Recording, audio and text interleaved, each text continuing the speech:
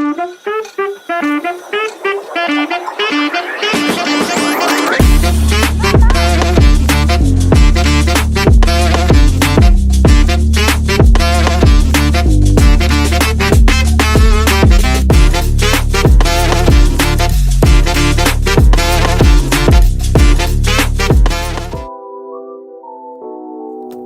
guys! Welcome again sa vlog ko today. Nandito naman kami ngayon sa mall na ang name niya is Merulata Bloom.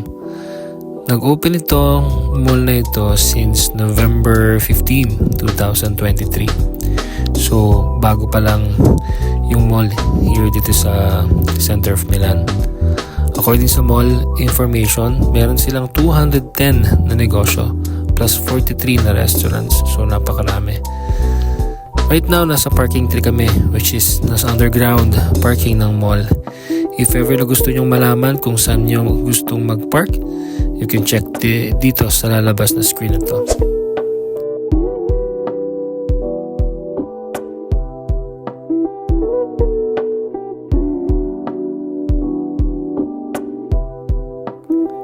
Just an FYI, ang parking lot nila is kayang ma-accommodate ang 3,600 cars from 7 a.m. in the morning or 7 in the morning up to 11:30 in the evening.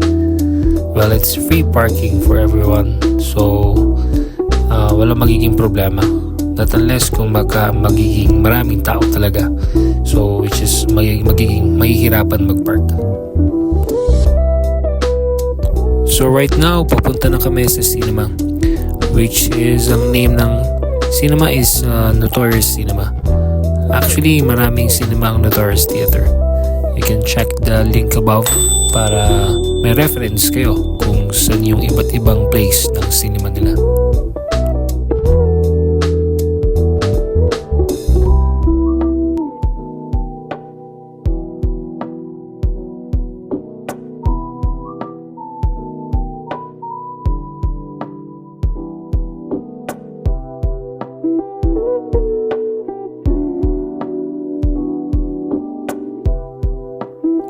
So, papunta na kami noon sa front desk kung saan bibili kayo ng mga tickets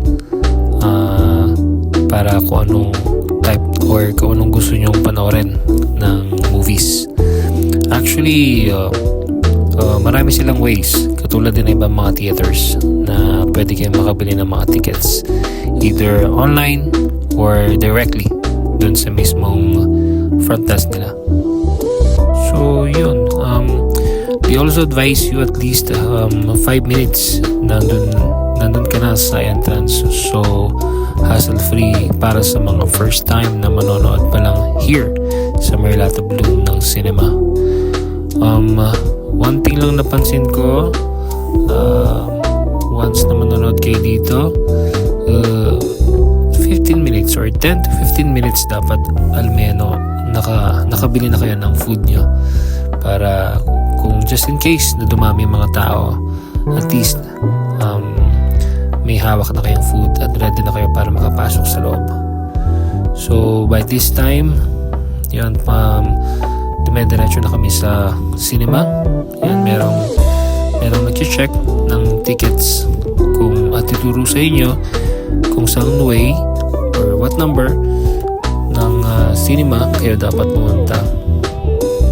Nakita nyo, 1 to 5 sa right and 6 sa left, and 7 to 10 meron pa siyang ibang 7 to 10 sa taas.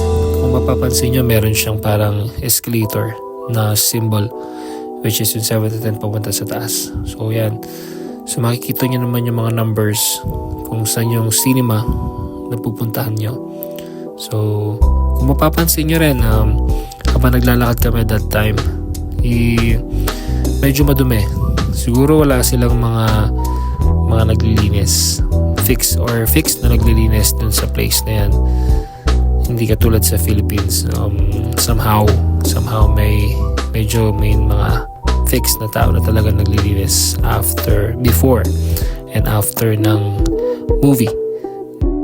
Okay, so dun sa left side na yon, yung white, napansin niyo yung ilaw is white. Dun mo makikita yung CR or bathroom. malapit siya sa number 1. Available kagad siya. Mabilis siyang mapuntahan kapag once ng cinema nyo ay nasa number 1. So yan, pumapasok na kami. Meron silang 2 doors na malaki.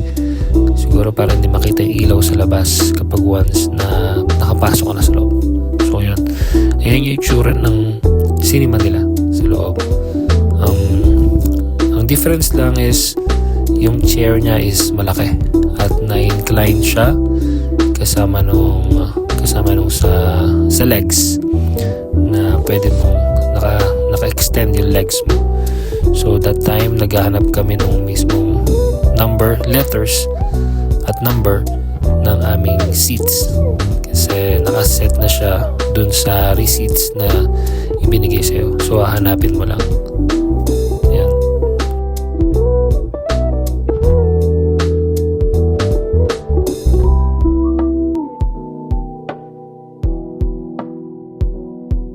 So yun, naka-prepare na kami.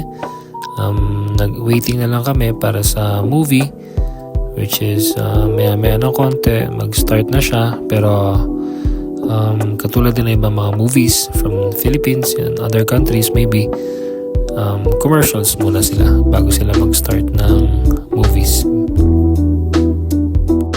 As you can see, relax na relax yung mga kids. Naka-incline pa yung mga chairs nila. So yan, makikita nyo may lagayan na rin siya ng drinks. Tapos pwede nyo na rin ilagay yung pagkain niya. So it's time to watch the movies. Ganito yung pinaka itsura niya kapag once na nag-start na siyang mag-lights off. Kaya pa naman siya makita ng phones kasi gawa ng screen. So maganda siya. Advice ko lang kapag once na manood kayo dyan sa Merla Tubulong, huwag yung masyadong pupunta rin sa malapit kasi medyo masakit sa mata. Pero depende na lang sa preference. Iba't iba kasi yung preference ng tao. So advice ko lang medyo sa taas ng konti. Ganyan yung screen nila. Medyo nasa taas kami. Siguro ang difference lang dun sa taas. Simula dun sa pwesto namin is mga 5 rows. Yun. Mas okay yung naging pwesto namin. Letter F yung pwesto namin. So that time, tapos na kaming manood ng movie. Maganda naman yung movie na pinanood namin, which is gustong gusto na nila para sa mga kids. Yun yung Minecraft na lumabas ngayong year na to, 2025, na para sa mga kids talaga. Yan.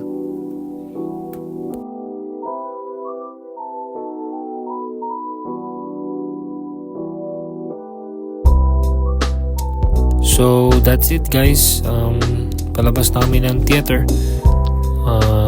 Malapit lang din ang elevator at saka ng escalator, so napaka-accessible. Kahit na last full show kung tawagin, pwede pa rin naman kayong makalabas ng parking. Katulad nga na sinabi ko from the first part of the video, 7 o'clock in the morning hanggang 11:30 in the evening. So yun lang guys. Thank you so much for watching. See you.